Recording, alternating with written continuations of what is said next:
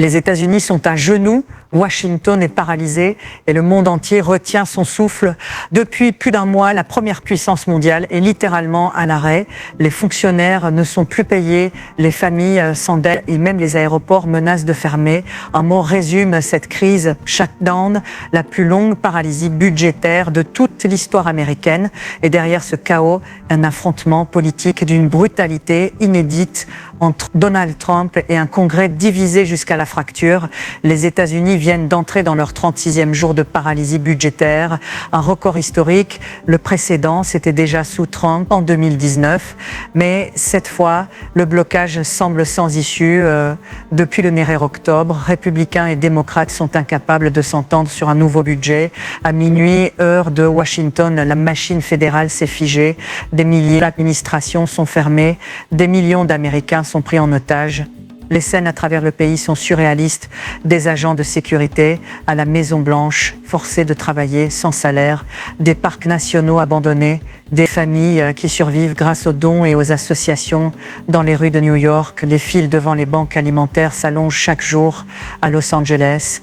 Des enseignants manifestent pour dénoncer les retards de paiement et des contrôleurs aériens dorment dans leurs voitures pour pouvoir travailler. Malgré tout, le pays tourne au ralenti et les conséquences s'accumulent. Les aides sociales, comme le programme SNAP, sont gelées. 42 millions d'Américains menacés de ne plus pouvoir se nourrir correctement. Donald Trump, lui, reste inflexible. Pas de budget sans discipline budgétaire, répète-t-il sur Truth Social. Un message clair, il veut forcer les démocrates à céder.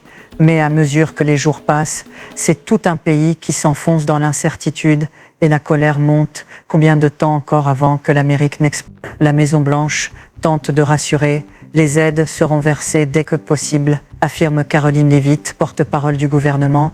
Mais sur le terrain, personne n'y croit. Dans les aéroports, le chaos est palpable. Des vols annulés, des retards à la chaîne.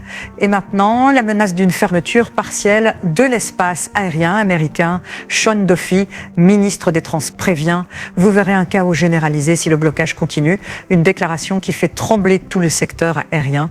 Sur les réseaux, les Américains se divisent. Certains accusent les démocrates de saboter le pays pour affaiblir Trump.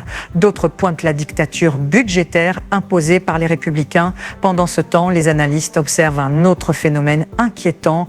La confiance dans les institutions américaines s'effondre et pour la première fois depuis 2008, les marchés financiers commencent à vaciller.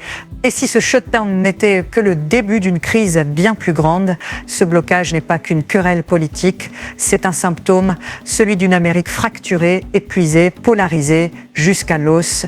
Depuis plusieurs années, les États-Unis vivent au rythme de l'extrême, élections contestées, émeutes, division sociale et maintenant une paralysie de l'État lui-même. Selon le bureau du budget du Congrès, chaque semaine de shutdown coûte plus de 6 milliards de dollars à l'économie, des pertes colossales qui se répercutent sur les ménages, les entreprises et la croissance mondiale. Sur la scène internationale, les adversaires de Washington observent.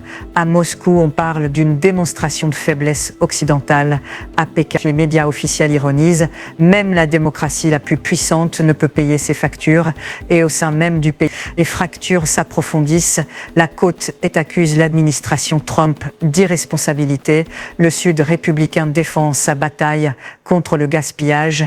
Pendant ce temps, les classes moyennes sombrent dans l'incertitude, mais ce bras de fer pourrait-il aller jusqu'à une paralysie totale de l'État fédéral ? Les États-Unis se trouvent à la croisée des chemins, revenir à la raison ou plonger dans un chaos inédit.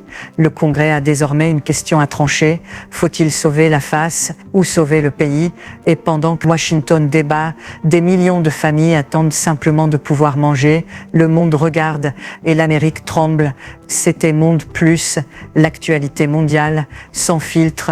Abonne-toi pour plus de vidéos d'actualité et n'oublie pas, ce qui se passe à Washington peut changer le monde entier.